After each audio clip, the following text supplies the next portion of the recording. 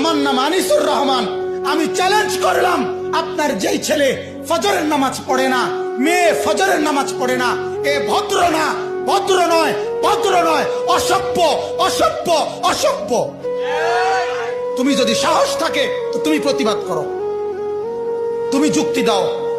আমি বসুন্ধর কারণে তুমি বলো, সেজদাবিহীন কোন মুসলমান ইমানদারের ছেলে, মেয়ে, বিবি যার কপালে সেজদা নাই, সে শিক্ষিত হয় নাই, সে সভ্য হয় নাই, সে ভদ্র হয় নাই।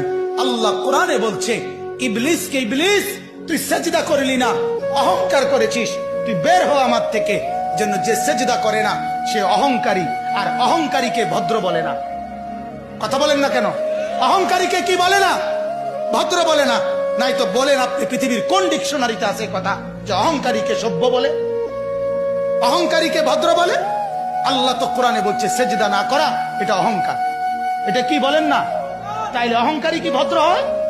অহংকারী কি সভ্য হয়? অতএব ছেলেকে ভদ্র বানান, ছেলেকে সভ্য বানান। পড়েন আপনি, কোনো সমস্যা নাই। বাংলা পড়েন, অঙ্ক পড়েন, ইংরেজি পড়েন, পদার্থ পড়েন, জীববিজ্ঞান পড়েন, হিমালয় পর্বত পুরাটা পয়রা বাইতে পড়েন, কোনো মানা নাই। আটলান্টিক মহাসাগর পয়রা বাইতে নালান, কোনো আপত্তি নাই। কিন্তু কোরআন বাদ দিলেন কেন?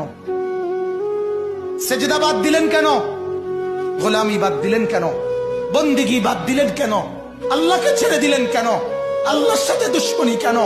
যে ছেলেটা সারাদিন একটা ওয়াক্ত নামাজ পড়ে না, যে বিবি একটা ওয়াক্ত নামাজ পড়ে না, যে মেয়েটা পর্দা করে না, তারে জিজ্ঞাসা করেন না যে মা সবার সাথে সম্পর্ক বজায় রাখো, মালিকের সাথে